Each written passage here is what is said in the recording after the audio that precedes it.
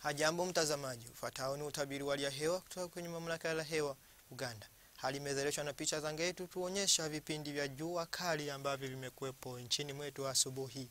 Leo tumeviona, lakini kwenye muda alasiri hali imezalishwa na picha za anga yetu tuonyesha mawingu ambayo yamekuwepo kwa mfumo kusambazwa kila mahali nchini mwetu. Matukio hayo yamesababishwa na St. Helena na Maskalini ambao wamejihudika, na kwa hivyo wamehamisha mkana mvua hadi kaskazini barani Afrika tumeviona.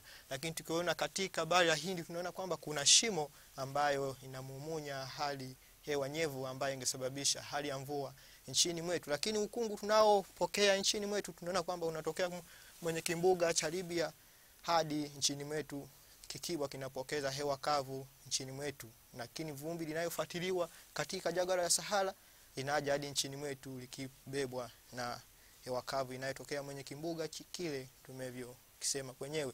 Hali ya hewa kesho asubuhi tunatarajia vipindi vya jua kali katika maeneo mengi kaskazini, lakini kwenye maeneo salio tunatarajia mawingu kiasi pamoja na vipindi vya jua. Lakini kwenye muda alasiri matarajio yetu yanataja kwa kwamba hali itaendelea kuwa vile vile tumevyoona, lakini kiwango cha joto kitatazama 34 kaskazini tumevyoona, lakini mashariki kitatazama 33, lakini kwenye ukanda wa ziwa Victoria kitatazama 30. Lakini tukiona kwenye mji au milima ya Kabale kitatazama 26 tumevyoona.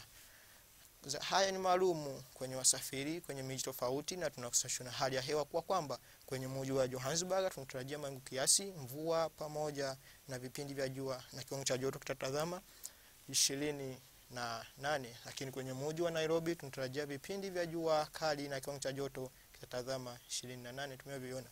Lakini katika bara la Ulaya tunaona kwamba theluji ipo kwa ujumla kwenyewe, lakini Moscow kiwango cha joto kitatazama chini ya 0.2. Lakini kwenye Rome tunaona kwamba kuna mawingu kiasi, mvua pamoja na vipindi vya jua, na kiwango cha joto kitatazama 14 tumevyoona.